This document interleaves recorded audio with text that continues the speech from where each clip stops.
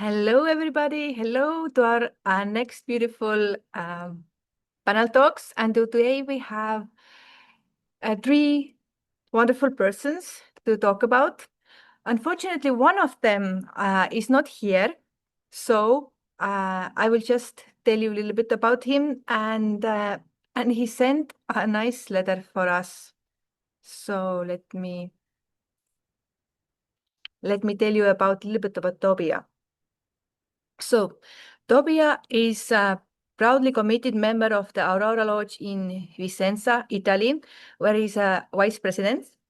Tobia doesn't just attend his local group meetings, he approaches all Theosophical activities with genuine enthusiasm, whether it is international convention or national section event.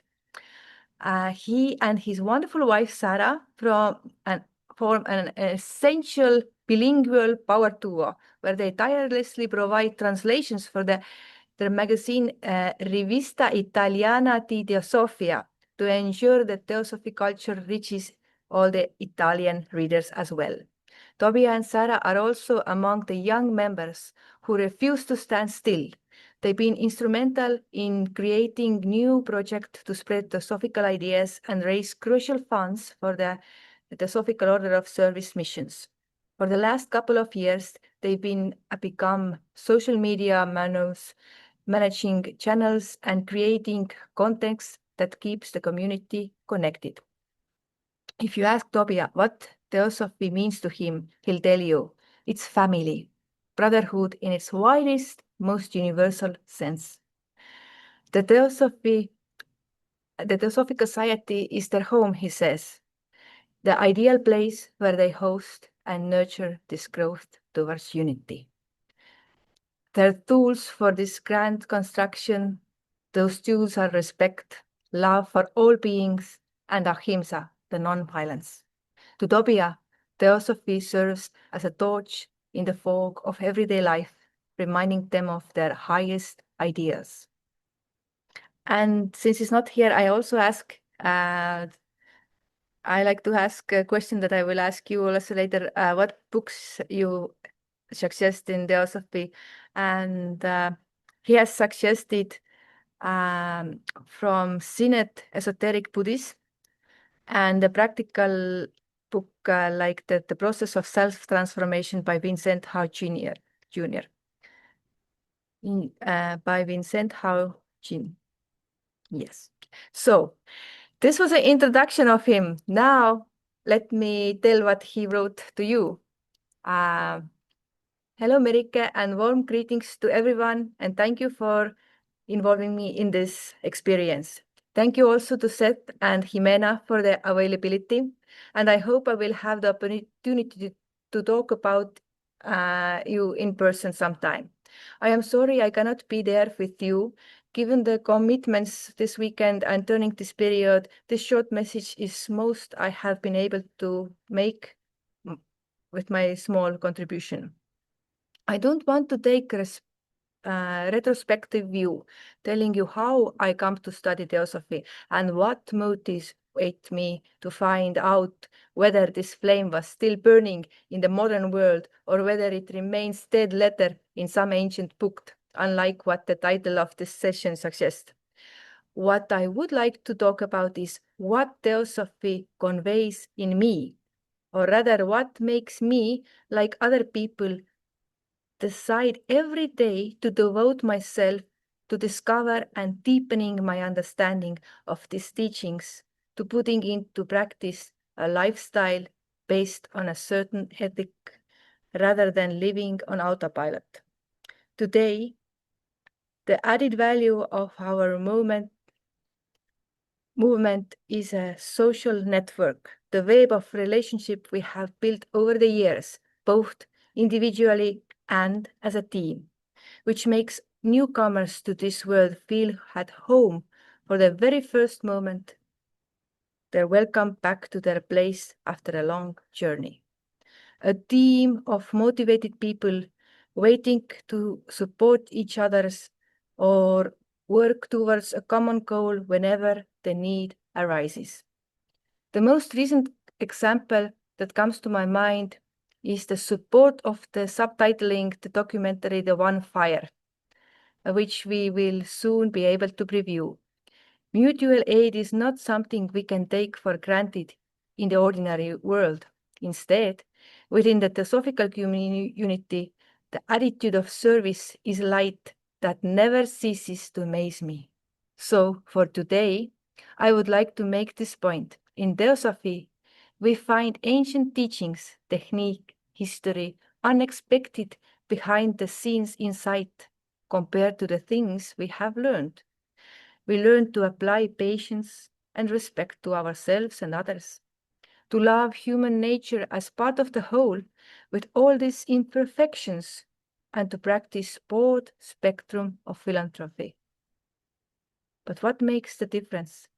And I realize this now, looking back to my experience, is the example we receive from people who find themselves dealing with themselves every day and who stubbornly try to follow a path, a method, an idea, or even just an intuition that cannot be easily described in words, which leads them to work to improve themselves, to preserve them things to not go as planned, to put their suffering into perspective, and to open their mental horizons in order to evolve for the benefit of other beings, who are, after all, ourselves. My question for you is this, summarizing as much as possible. If it is true that by practicing theosophy in everyday life, we soon perceive a noticeable change in ourselves, net of some initial trauma that is nevertheless functional to our development, what is our contribution to the change in the Theosophical Society? What I mean is, can we see that the same moment that leads us to the change also brings about new virtuous practices and at the same time causes the organization we belong to evolve?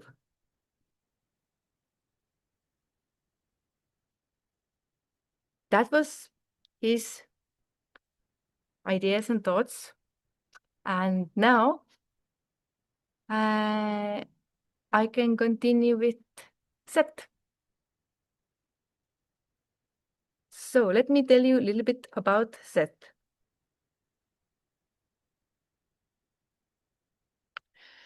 Seth joined the Theosophical Society in America back in 2013 and has been a life member ever since. Because once you start exploring, why stop? His background is a fascinating mixture of high-stakes technical expertise and the infinite. He's a former US Air Force nuclear facility maintenance technician, a job that requires a very steady mind, and currently works as an electrical engineer for an aerospace company. When he's not designing complex systems, you can find him working towards his pilot license, training to become a commercial helicopters, training to fly commercial helicopters. But his true passion, the one that keeps him grounded or perhaps helps him soar, is Theosophy.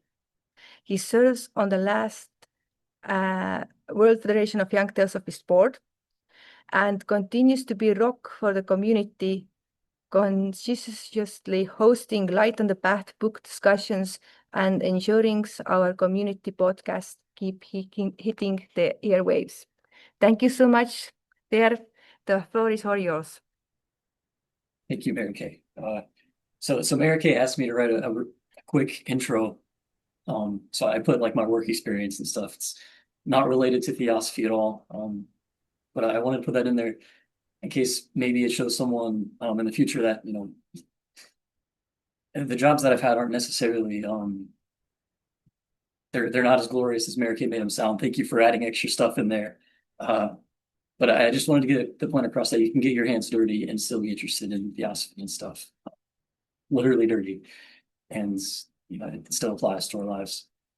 And then also wanted to say about Tobia sharing Thank you for that, Tobia. And I met him in 2022, I think. He gave me a pin as the seal of the Theosophical Society, and I still keep it on my book bag.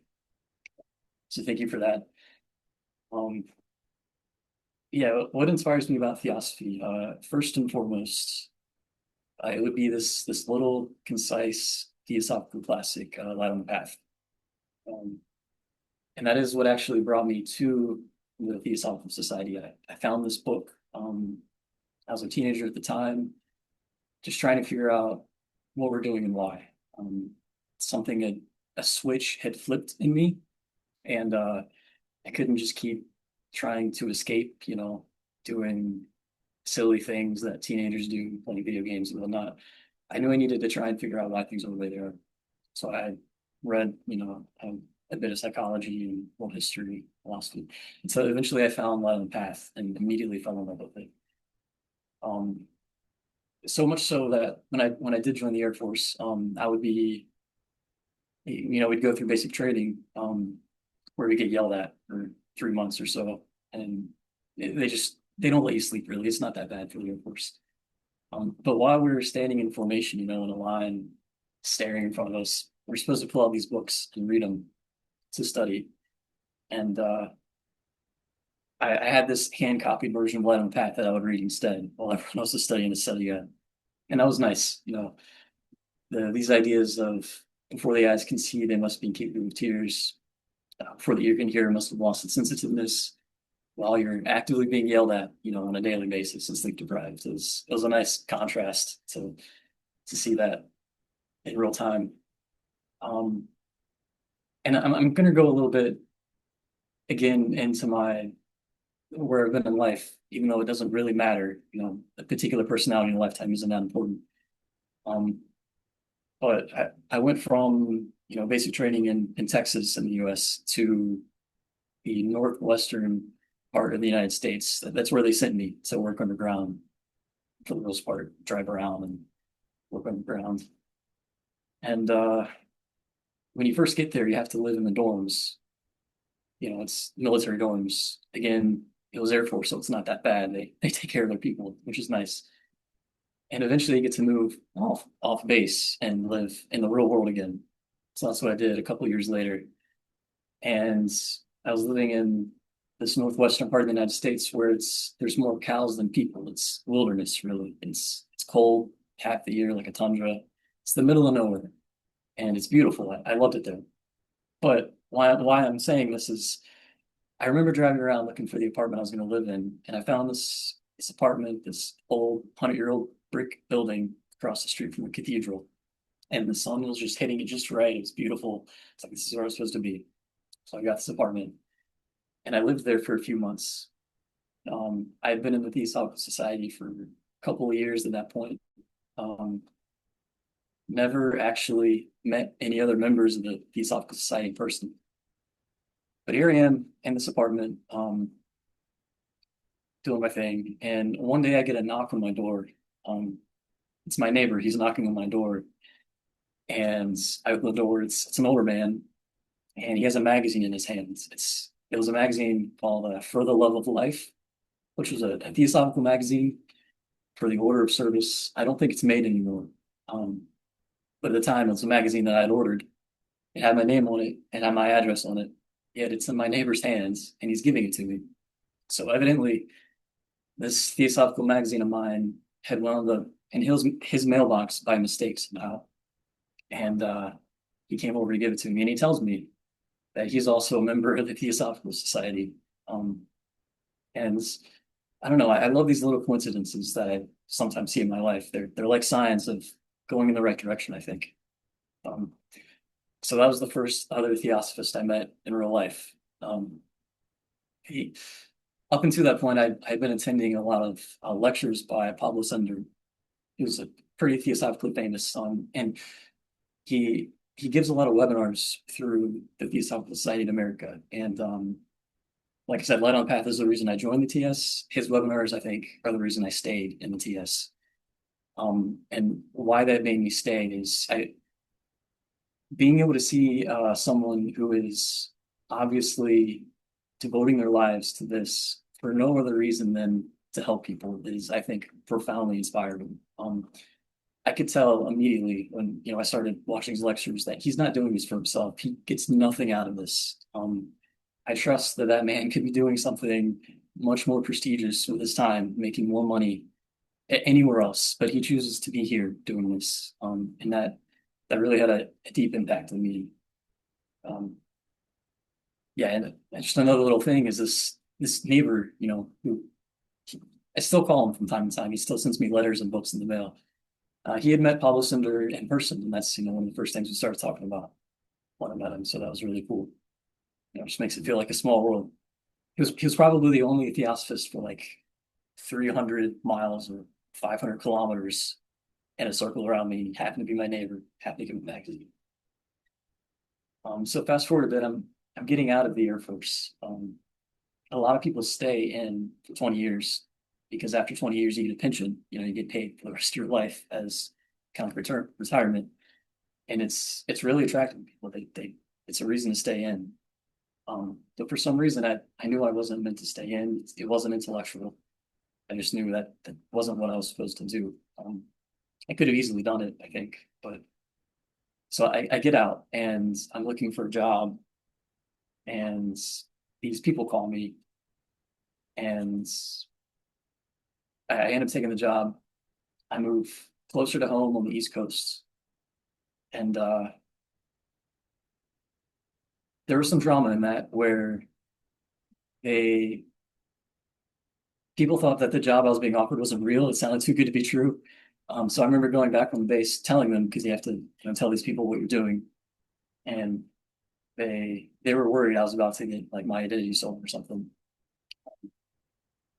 But I went along with it because eventually I got a call from my future boss, and I could tell from his accent that he was exactly from where he said he was from. So I did it, and I got there. And about a year into this next job that I had, they sent me on a business trip from where I'm at on the East Coast now, near DC, to the other side of the country.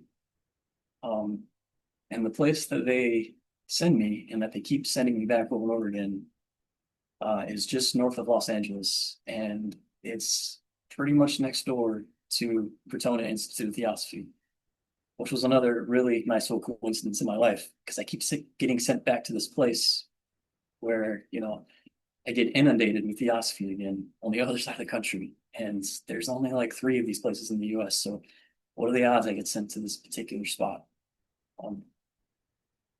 And I find a book while I'm there by Mabel Collins, the author of Light on the Path, that inspires me to become a vegetarian. And, I get to spend time in person with Pablo Cinder, which was the reason I stayed in the Theosophical Society by going there. So it's really nice.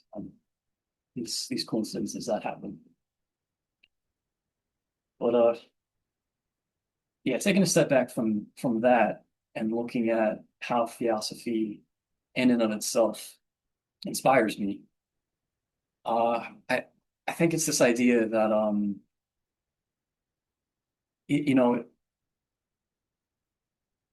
we can help people around us physically in the world. And that is a very valuable thing to do. And I would never knock that or say anything against it. But at the same time, if you're going to give someone food because they're starving, you help them for a day, and then their physical body survives, and they'll probably need food again the next day. And not to say that it doesn't matter, it's important. But at the same time, what have you really done? You just prolonged, a physical life another day. What is their soul getting out of that, if anything? And this idea, that we want to help the people around us, but at the same time, everything we can physically do seems a little bit empty.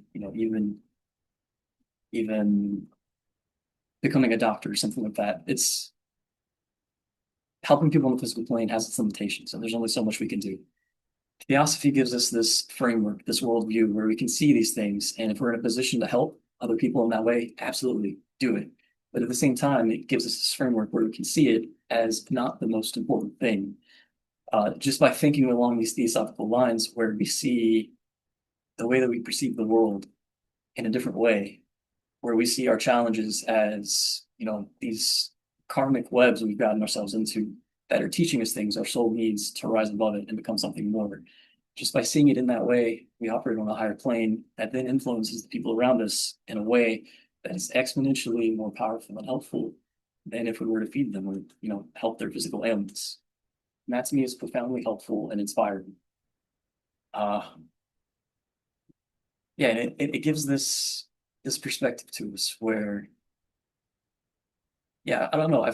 Sometimes I see people who will leave the Theosophical Society because they see us as a bit too intellectual or not actually helping, and they'll kind of dive deep into the world of politics or something like that. And I don't think I could ever do that. I could never see the world from that perspective again, where I want to devote my time to helping on the physical plane, because it all goes away so quickly. And it's such surface level things that we can change that I don't get it. I don't see how someone could go back to that. Yeah, and I wish I could understand what makes people, see theosophy and then go back to that. Something in me feels that maybe they're just intellectually attached to it, not something deeper. I don't know. I'm going off tangent here. That's all I really had to say. So thank you, Mary Kay, for inviting me for a really kind intro.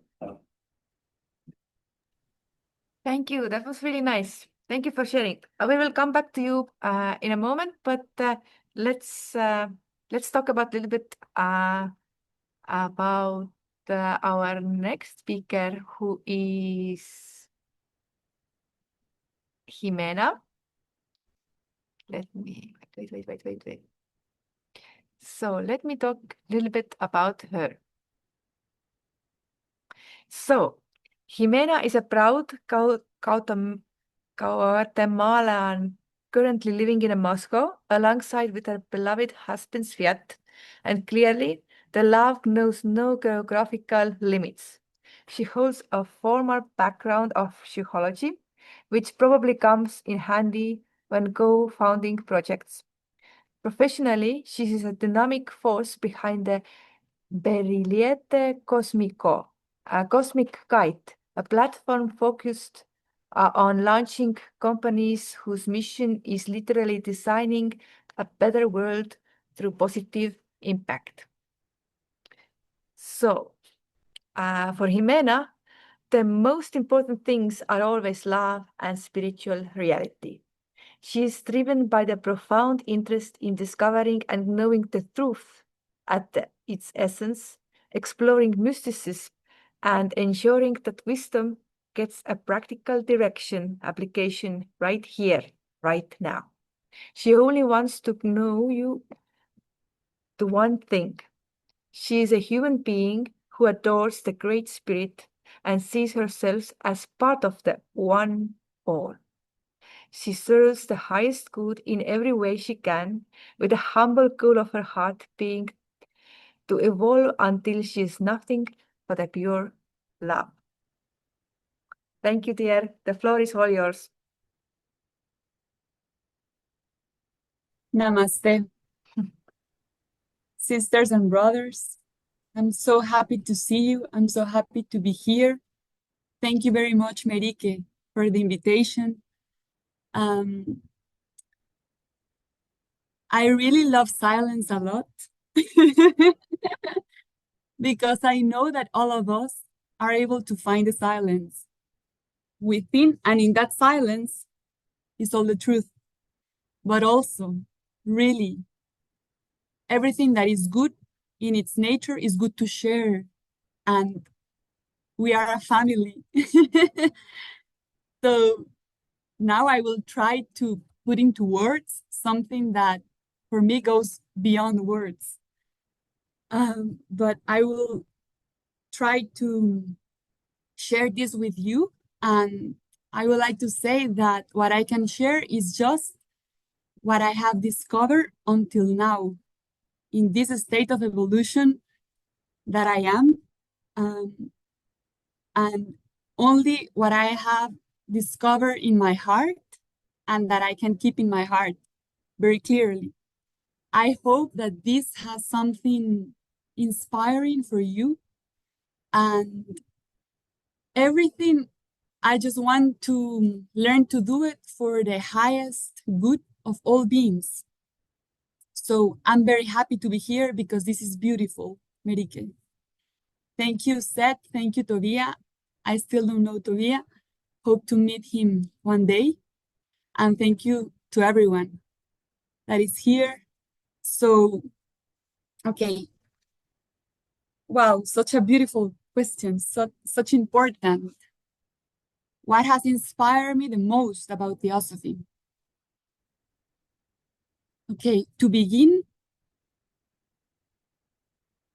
I have been always seeking truth in this life, as I imagine that all human beings, we are doing it.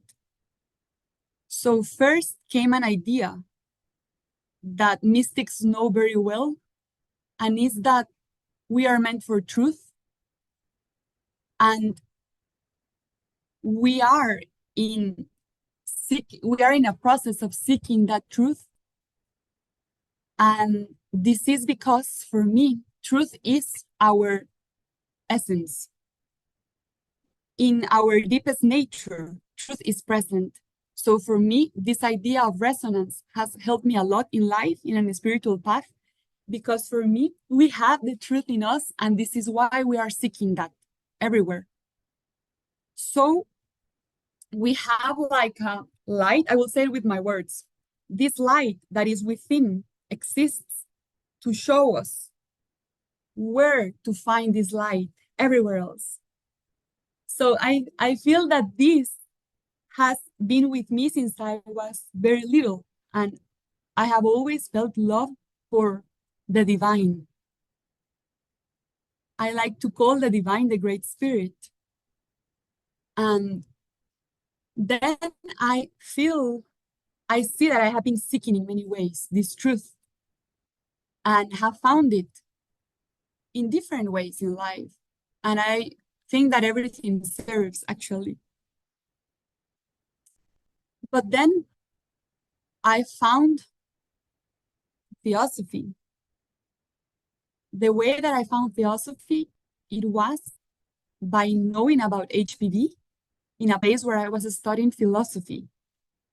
They talked about HPV and about the voice of the silence, and I read the voice of the silence and resonated completely within. It is as if I couldn't explain it, I couldn't ever grasp that, but everything that was there really resonated deeply, deeply, deeply. So HPV stayed present in me in some way, although I didn't enter already to study Theosophy fully, but I continued doing other things, but HPV stayed with me. And so then in this seeking of truth, I have always felt that truth, it is like encompasses everything. It cannot be limited. Truth cannot be limited by any system of ideas or practices that refers to truth. So I found that in Theosophy. So I will try to explain a little bit what helped me to understand this. What has been the thing that inspires me most about Theosophy? What inspires me the most about Theosophy is the affirmation that there is one truth that is unlimited, one truth that is eternal. So, to understand that truth exists beyond all the diverse ways in which it can be manifested, truth is unlimited because truth cannot be limited, cannot be restricted. It exists beyond any system that refers to it, that points to it. And it is eternal because truth exists forever, beyond times, beyond ages, beyond the changes. So truth is always there. And for me, to see this in Theosophy, that Theosophy affirms this.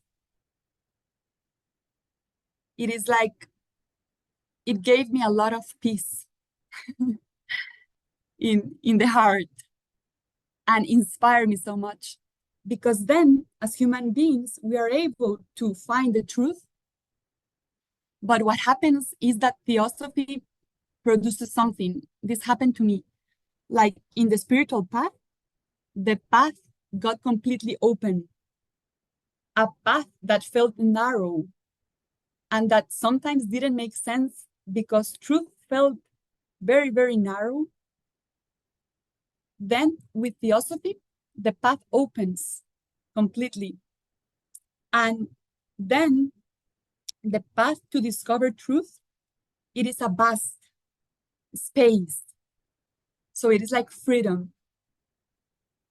So I feel that Theosophy really respects the freedom of human being in this seeking of truth and promotes it. So this is something that resonates completely. And also, like in Theosophy, everything is considered. All the paths are considered. Everyone is considered, all the beings. So then I would like to come to the second idea, which is, for me, the realization that has changed this life completely. And I know that I still need to evolve enough to be able, as the great masters, to really embody this. But I'm starting to see this, that we are one. We are one. So Theosophy says, truth says we are one. And why this? Because actually affirms the existence of a great one source and affirms that everything that exists comes from that great one source. So in a way, we can understand the diversity of manifestation, which is very useful to understand, because this is what we see all the time as human beings. In this level of evolution, we see the diversity. But it makes possible to see that the same essence is in everything that exists. So we are one family. We are one great being, actually. And this makes possible the wisdom of love. For me, this is another definition of love: unity. The recognition, the perfect recognition, everlasting recognition that we are one. And so then putting ideas together, it is like, because of understanding truth, we attain wisdom. And in that wisdom, there is the unity. And if we are able to live that in that way, then everything is already as it has to be, as it is really. So in a way, it's like I see very clearly. Merike said about that it's very important for me, love and spiritual reality.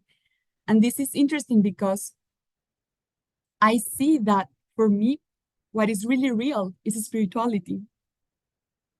And all other dimensions are like other layers of existence, of reality, that are more relative. But what is the most permanent, that transcends everything, is that which is the same as the great one source. And that is our spiritual essence. So the cure for our suffering, because suffering is something that has inspired me a lot in the spiritual path. This suffering, because of not being content with just like a life that is not going into its root, not understanding the meaning of life, this has caused me confusion and suffering. So I have been trying to understand this suffering And now I'm getting to the point of that the cause of suffering is actually ignorance, not knowing the nature of things as they are. So if we get to know the nature of things as they are, there's wisdom and there's only love. So actually, wisdom is the cure for the suffering of human beings and of other beings. So since in this level of evolution, still in this level that is relative, there's a lot of suffering in us still, in other persons, in many, many ways. With Slava, we have been studying Buddhism now, Mahayana Buddhism. And it's so beautiful. I just remember about one idea that I just read about the Bodhisattva path. And it said like a Bodhisattva or a great adept or a master is someone that knows that the suffering is illusion. But even though it's illusion, because at the end is relative, we are spiritual beings. We are actually the great spirit in it manifested. But the great mystery has put it evolution part of us. So we are actually evolving. We need to recognize truth. And in this, we still suffer in this dimension. So it is a bodhisattva or a master or an adept or a saint knows that suffering is illusion, but wants to help everyone to stop the suffering, wants to stop the suffering of everyone because of compassion. So this is amazing because I have been also very, very interested in Advaita Vedanta. And I also read a book called Course in Miracles that has some Christian kind of orientation, but actually presents this reality of oneness. So this was important for me in getting into this oneness. So everything serves. But what I have seen is very, very important to see this oneness. We are evolving into that. But then it's very, very important to also, is in a way like putting the feet in the soil and see the needs of all beings and really try to evolve, because I also feel that the best help that we can give others is to evolve ourselves. Because if we evolve, we can get into love. We can be loved. And if we can be loved, we can help really everyone to discover that they are also that.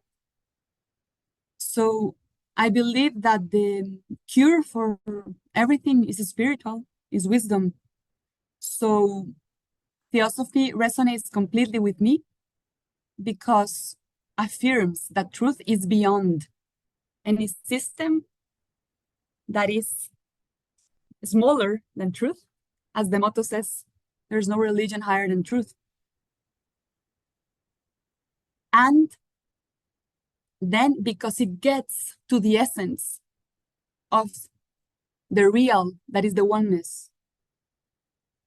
So this completely resonates. And then I was thinking that all of this is beautiful. I think this is true, what we are speaking about. So it's very good to think about this. But I really think that at the end, we need to live it. We need to become that wisdom with our life. So we need to really get these ideals into the heart so that they can bloom completely inside us, and that so the light of truth can take everything else, all other dimensions that still have some obscurations, that still are not as that light. So this is what I can offer myself to that. I hope that all of us become that. And also, I just want to share that I had some ideas about like images about what theosophy can be. And it is like, if we think of truth as light, light is light. And light can guide us a lot, can show the way in the darkness. Okay, so if we think of truth as light, then we can also see that there are many lamps. There can be many, many lamps in different shapes, in different forms, different colors, depending on their function, depending on the environment, depending on the way that the lamp is gonna be used, but at the end, the lamp is made to give light. So I have found some lamps, in life, and all have the light. So actually, philosophies that are true, religions that are true, science, art, any manifestation of humanity has some essence of truth, has this light. But I don't want to get to know the lamp. I want to know the light. So theosophy focuses on the light, not on the lamp, on the essence, not on the form. So if we are able to understand the essence of truth, then we are able to find it all around and to see that truth is everywhere, really. And then I would just like to end with a quote by HPV that says, "Honor the truth with practice." This is so beautiful. It's like truth is there. If we want to honor it, let's practice it. Let's take it into all dimensions that we can as human beings. So this is what inspires me the most about Theosophy. Thank you very much. Thank you so much, dear. Thank you. It was so nice. Wow. I really like, yes, I had another pin here for a sec. So, because I really feel like, wow, you have two different approaches, but I can feel how you both are so sincere, and also Tobia, like as much as I have spoken to him. Yeah. I ask you some questions, and first of all, I want to ask a little bit about Seth. You mentioned Pablo Sender, and for me also, he's been such a big inspiration. And sometimes I'm thinking if I ever would not met any theosophical text like the way I did, but I probably would have met some of his YouTube videos or something, and I would have looked at it and I'm like, wow. I just wanted to ask you, can you recommend what is your favorite videos or webinars that you will suggest somebody who is new, or somebody maybe who is not new, but what would caught your eyes?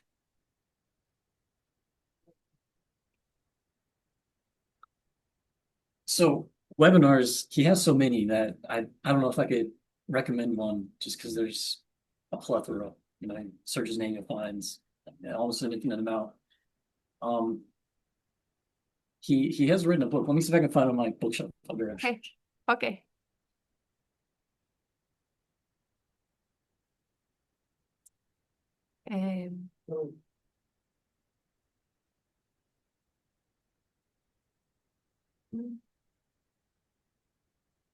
You can talk about something else in the meantime.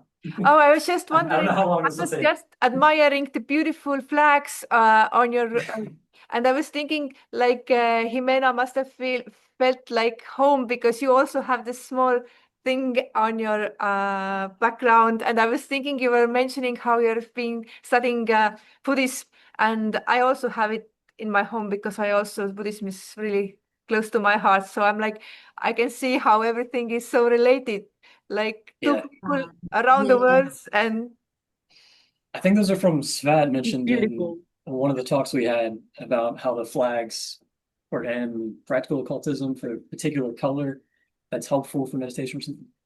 It's been a while, was it? But this is the book I was thinking of. If you can, there's hopefully it's the not world of backwards. Theosophy, the beginner's Yeah, and it guide. just came out. Yeah, Oh, it's very nice. small. So if someone is new to Theosophy and wants to know what it's about, they can't go wrong with that. Sorry it took me so long to find that. Oh, that's okay. That's so wonderful. If it just came out, it's good that you show it. So this is for somebody. But about like in a video, or if I can send somebody a link, like would you have anything like favorite? Because you said you met him through Theosophy before he actually met him in person. Mhm. So what was Yeah, so your so first? for over a decade now, he's had these webinars where he just talks about any kind of theosophical topic, which was like the perfect training, I think, to learn what theosophy is about, because there's so much more to it than just, the little booklet on the path I was obsessed with. And his systematic going through all these different things really kind of opened my eyes to what's out there. I can get back to you. I'll try to think of something that would be really good for a beginner. Because there's so much stuff. Yeah, I'll have to think about it. But do you remember what was the first thing you like? I Spoke don't. from him. Yeah, I don't I don't remember. either. It was just the way that he presented it, that sometimes you can tell the way that someone interacts if they're sincere or not. And I could tell immediately that he was in this just to help people. That is so true. I think that was more helpful than anything he was actually saying, honestly. Yeah. That is so true because sometimes I go to listen people because who is speaking, not, and I don't even look at the title. I don't even remember the title because I know whatever they are telling is exactly what is needed.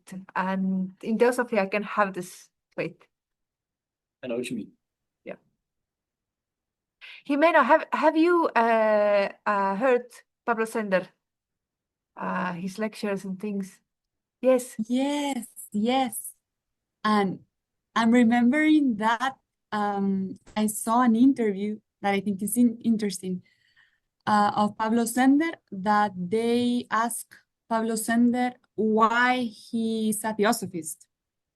So I remember that he said that it is because he felt free to find truth, whatever. Like he was speaking about authors like Krishnamurti and then HPB, but then other philosophies. He says like, by theosophy, I can study everything. Everything is, it is not forbidden. You cannot study this, you cannot study this. No, you can study everything. So this is what really resonated with him, this kind of freedom. So it's very interesting to see it. And also, yes, I remember that he comes from science, right? A lot. Yes. But then science got to be very bored, like the lab science, because he's a microbiologist, right? Mm-hmm.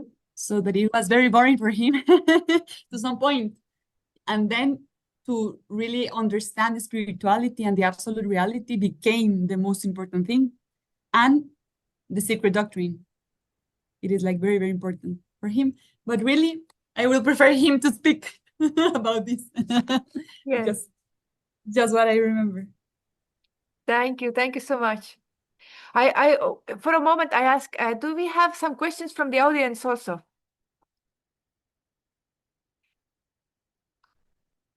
I can. Oh, okay. Yeah, please. Well, I can ask Seth. So, The Light on the Path, very, very important book. What can we do to like attract people? Book and science books to the three gems maybe, and to make people read them. Basically, can we do anything about it? Yeah, that's a good question. I feel like there have to be people out there who see the futility of normal religion as it typically is presented, where you're just blindly believing something. They see the emptiness of science, where you're just asking how, you're not asking why, and you need more than that. And then people that also see how the New Age is kind of superficial, just they're trying to gratify themselves. And I feel like there have to be people out there who see all of this and don't know what to do with their lives because all of these ready-made avenues for them are empty, that they can see. So maybe if there's a way to present the three gems as a serious spiritual tradition for people who aren't just looking for, I don't know, smug satisfaction in their lives. They're just for people that aren't just trying to feel like they're right, but actually want to know, what's real. Maybe presenting it in that way would help them. Yeah, and also there's this idea that something like occultism exists, which I'm definitely nowhere near that in any way, but the idea that is deeply inspiring to me, where we're not trying to, save ourselves. We're not trying to get to a heaven or to anything like that. What we're trying to do is essentially sacrifice ourselves eventually so we can become something that helps the world in that sacrifice. And that's what those three gems are all about. So if we can attract those people that I know exist but haven't heard of it yet, maybe that's the way to grow interested. Thank you so much. Ximena, I wanted you mentioned that how you love silence a lot. Now, how would you suggest somebody who will be interested also about that, how to connect with silence? Do you have some like suggestions what to do, or do you have some like special things that how you like to connect it?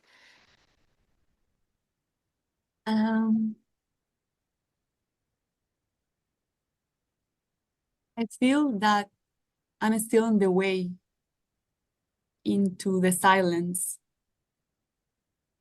So sometimes still I lose the connection a lot with the silence. And so it's not a state that is always inside me still. I need to evolve more to get into that. But what I have seen is that the best way to understand truth or to explain truth is actually silence, because it is beyond any word, any concept. And the great masters, I believe, can explain truth with words in a very clear way and in many forms. But I have seen that at the end, they express it with silence. So maybe it becomes evident to our essence. Maybe we are able to transcend even the concepts, the words, mind in a level. Maybe there's another level, deeper, in which everything is understood inside the silence. So this is the main idea, and it is about a silence that is found within us, where this great spirit lies, and where everyone is also. Because if we get to find this silence in us, where this truth is, I believe that we can find everyone else there. So it is not a silence that makes us separate or solitary beings. Makes us maybe solitary in the way that we can focus completely in truth. So it is a mind that is not distracted by many other things. It is completely concentrated, but it is very, very deep, and everything is found there. So this is what I could think now about silence. And also for us, I feel that the practice of meditation, it is the practice that can lead us to this silence within. And it may be a whole process of evolution. As we evolve into the discovering of truth and into the silence. But I think that silence is a space within where peace is, where truth is, and is always in us. So actually we can remain in it always. This is what the great beings have already lived in this silence completely all the time. Thank you so much. That was so beautiful. Yes, please, Thank you. Seth, please. Thank you. I also had another question to Ximena. So yeah, we understand as Theosophists that we are one. Actually, there is a quote by HPB that who says that humanity is one being, and it's not a figurative expression. Is the fact is really a one being. But we tend to forget a lot in our daily lives and the heat of the moment a lot. And then you mentioned that what helps is silence and meditation. But I would like to ask you, this process of evolution that we can be in this state more, can we accelerate it? Can we go more quickly to being able to seeing these things and to staying in this state of mind? Should we try to accelerate it, or should we just, do what we can and let it happen naturally somehow? How do you feel? Wow. Let's see.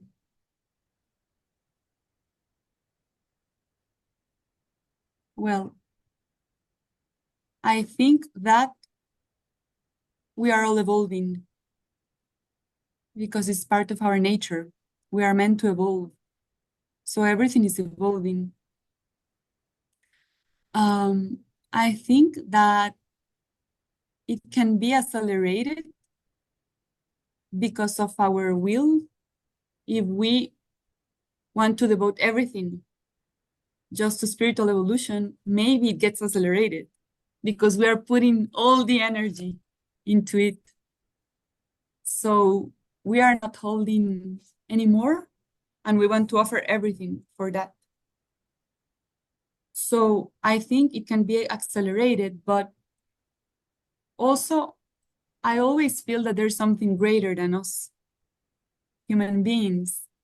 Even though we are part of the Great Spirit, and the Great Spirit is our real identity, there is like a higher one that makes everything possible and everything in harmony in the natural way. It is the way for everything. So I don't think that I can answer that question. I don't know. But what comes is that we should always respect our nature. And at the same time,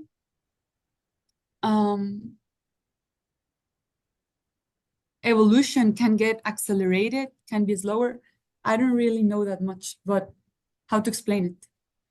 But I feel that when we really want to help everyone else, because we know that we are the same, all of us,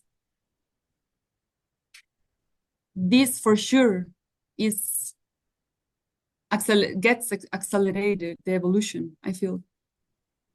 And I feel that it's not only about meditation and study, it is also about service, as the Theosophical Society says. So there are many ways of serving, I feel, and this is beautiful. And also one idea that comes is that how if we can bring spirituality to all areas of life, like to stop separating what is spiritual and what is like very, very worldly, because sometimes it seems so separated still. But since we know that the spiritual is what actually exists beyond time, beyond change, how can we bring this spiritual fire, we could say, this energy, just to help all areas of life? I think that this is what we need as humanity, to bring this everywhere, so that there is not more separation between dimensions, between areas. And if we do this, everything will evolve a lot. Wow. This is what comes to mind now. Thank you so much. just one thing. When I was listening you, how you were talking about unity, I will like to hear Seth ideas right away because he always I can read he already have some ideas. But like you were saying about the community unity, and I'm thinking, this is a theosophy is like a big umbrella. Like I feel Seth has like a very nice scientific way, and I also have this thing in me that I appreciate really much Valo Sender because he's able to approach that. But I can feel Ximena has like such a big devotion, like this mystic side of approaching the same thing. And in Theosophy, you can do that both. You can have the artistic view, you can have the philosophical view, the scientific view, you can have like the leader view, like different ways, and it is still speaks to you. It's not like a separate, like, oh, we are now flower children and only us, and it is a place for all, and sometimes it gets messy, but it is, we can do things more, how can I say, accurately or more efficiently, but it's not about to getting it done like the most efficient way. It is the thing that in a process of doing those things in the service and approaching evolving, we will do it together. Yeah, and we feel as one, I think. But Seth, please, you have also such a beautiful thing that you wanted to talk from light of the path. Thank you. Yeah, the quote I shared was, grows the flower grows unconsciously, yet eagerly anxious to open soul to the air. And I think Ximena already said that beautifully, better than I could. And with the idea being we grow to help the people around us. It's not for ourselves. And the moment it becomes about ourselves growing because we want to grow, it morphs into selfishness. And then we spiral down to the ground and catastrophically crash. But if we grow unconsciously with the intent just to help the people around us, anxiously like that flower to open, its petals so that bees or whatever can also be benefited from it. I think that's the way we grow faster. Like so I was asking.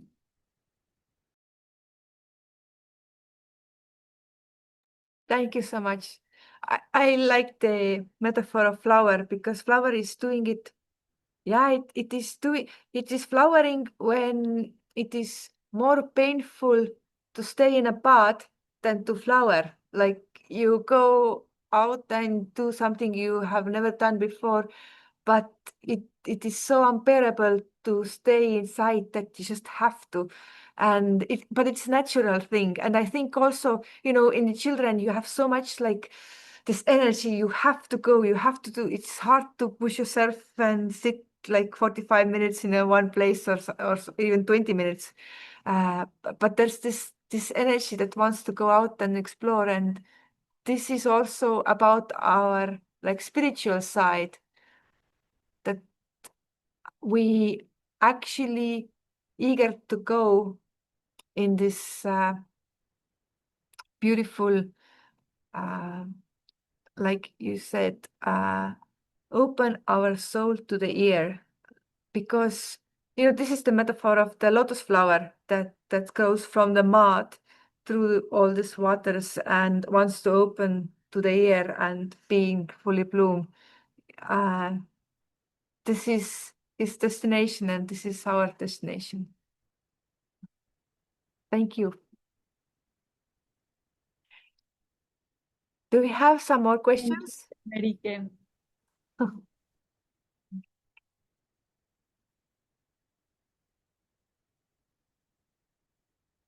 Chris?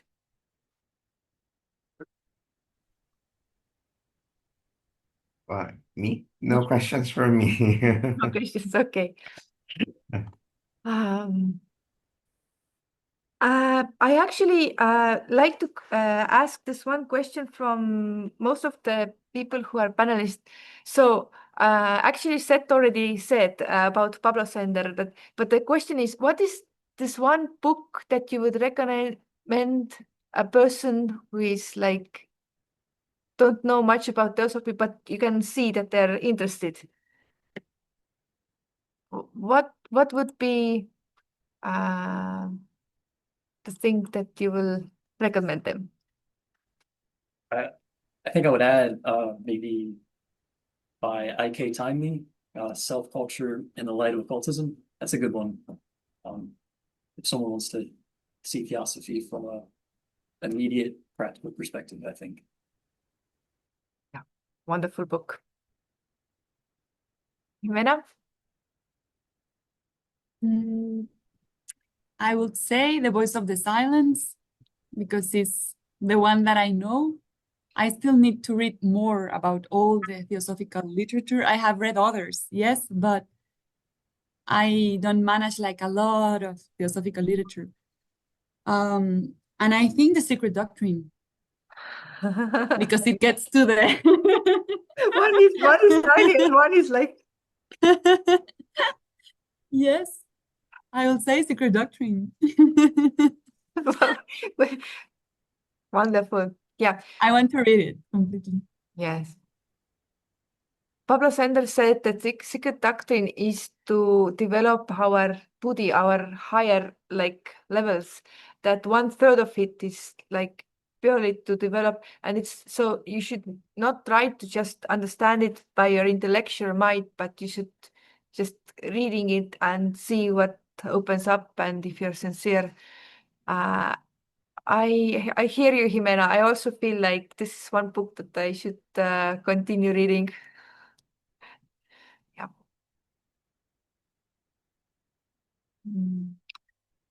So, do you have something to ask from each other?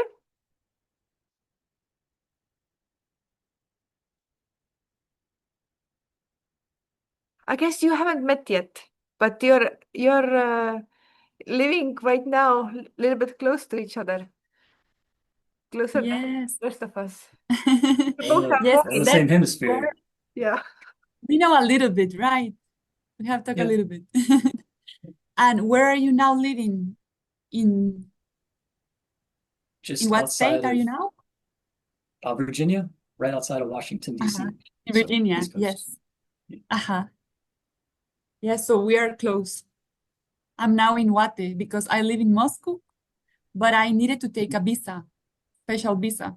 So I returned here and got the visa. And then I will go back. Very nice. Yes. This is something also beautiful about Theosophy, that we are connected from all around the world. Yes. Each continent, So this basically. exactly. So to be able to share in this way is so And- beautiful. And such a deep thoughts, like deep inner thoughts that you cannot like. I mean, it would be wonderful in the live in a world where you can say it anybody in the street, but you can because people are not ready. But we have this, at least this group, where you can say these things and they make sense. And each person is in a different country, but like it makes sense, and it's nice to. And I think it's nice that there's so few of us because we actually get to know each other.